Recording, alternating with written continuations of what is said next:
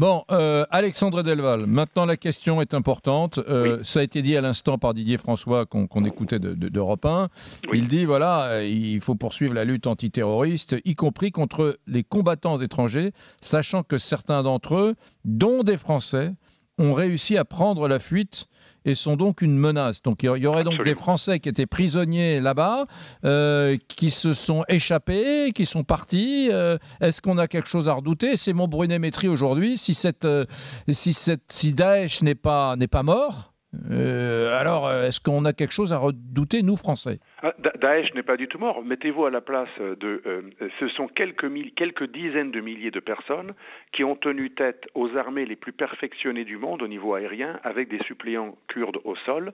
Le rapport, un commandement, un membre du COS, donc c'est les forces spéciales françaises, me disait qu'à Mossoul, ils étaient absolument impressionnants. Ils me disaient on était 1 contre 100, ils ont tenu pendant 6 mois. Donc il ne faut pas les sous-estimer. Donc quand on a vaincu des gens qui sont 100 fois moins nombreux que vous et qui sont équipés de manière assez modeste, alors que vous êtes les plus importantes armées du monde, c'est pas une véritable victoire. Ça veut dire qu'ils ont une capacité de résilience extraordinaire. Ils sont en train de reprendre le chemin du désert pour ceux qui sont régionaux. Et pour les internationaux, on sait que beaucoup vont en Libye, au Yémen, en Afrique noire, sans compter ceux qui reviennent de manière incognito, parce qu'on parle des revenants légaux. Il y a très peu de gens qui sont revenus, à part quelques enfants récemment. Mais il y a surtout des gens qui reviennent incognito, avec des faux passeports, par les flux d'immigrés clandestins, d'où l'importance de contrôler les flux migratoires. Bref, on a des gens qui vont continuer à nuire sur place, c'est un vrai problème, c'est pour ça qu'il ne faut pas les laisser dans la nature sur place, et il y a des gens qui vont revenir chez nous, que notre laxisme judiciaire libérera au bout de quelques mois, parce qu'on n'a pas de preuves pour beaucoup. Ouais. Écoute, François Bedonnay, cette fois-ci c'est un journaliste de France 2, bien connu, écoute son analyse et son regard. Oui. Le califat, cette zone contrôlée par le groupe État islamique et qui s'étendait sur une bonne partie de la Syrie et de l'Irak, c'est effectivement terminé. En termes de combattants, l'ONU estime qu'il y a encore 18 000 djihadistes dans la zone. Alors évidemment, c'est dans toute la zone, dans les deux pays, l'Irak et la Syrie. Également 3 000 étrangers et puis 800 prisonniers. Ces prisonniers dont on parle beaucoup actuellement. Le groupe État islamique a perdu son territoire, mais d'abord son idéologie n'est pas affaiblie, loin de là. Et de plus, il a essaimé partout dans le monde. Alors en Irak, il continue à faire des centaines d'attaques l'an dernier. Il est également présent en Afghanistan, au Yémen. Alors ça, c'est intéressant, Alexandre Delval, parce que toi, Alexandre, tu dis que finalement, Daesh, c'est un masque, c'est quelque chose qui n'est pas très important, car il y a des tas d'autres groupuscules qui ont déjà, entre guillemets, ringardisé Daesh, notamment Al-Qaïda qui revient très fort, mais des tas d'autres, et que ce qui compte, c'est pas le groupe lui-même, la bannière elle-même, c'est les idéologies radicales, islamistes, terroristes, violentes qui se propagent. Bien sûr, rien qu'en Syrie, par exemple, on n'arrête pas de parler de Baghouz et de la victoire contre le djihadisme.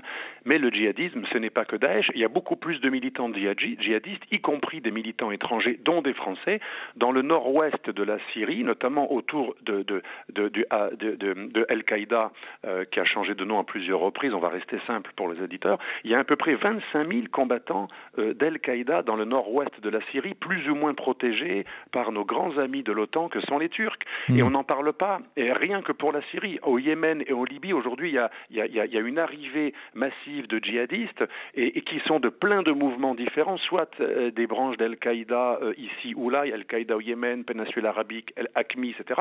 Donc Daesh, ce n'est qu'un leurre, puisqu'il y a plein d'autres groupes. Il y a aussi le fils préféré de Ben Laden, Hamza Ben Laden, qui est en train de devenir un leader et peut-être un successeur de Zawahiri, l'actuel chef.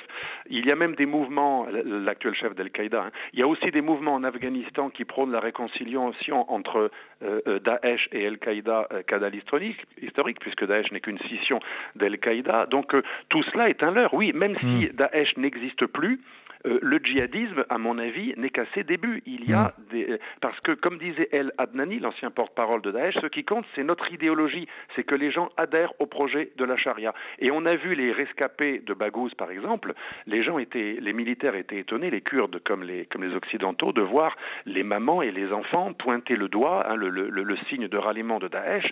Les gens ont été vaincus territorialement, mais ils ont été durablement fanatisés. Et quand les gens sont persécutés par un régime les gens vaincus ces derniers jours, ces dernières semaines, les populations civiles, tu veux dire, sortaient le doigt en l'air en mode on est fidèle à Daesh, quoi. Absolument, vous pouvez voir les dernières vidéos qui ont été filmées de la libération, entre guillemets, de Baghouz. On voit plein de gens qui boitent, qui sont dans des situations de précarité terribles, qui ont vécu pendant des mois dans des espèces de souterrains absolument atroces et qui ont le doigt levé et on voit les mamans entièrement voilées avec leurs petits-enfants qui devraient être heureuses d'être libérés et qui insultent et qui continuent, bien que enfermées dans des cages ou des trous, elles continuent à insulter les forces kurdes ou les occidentaux.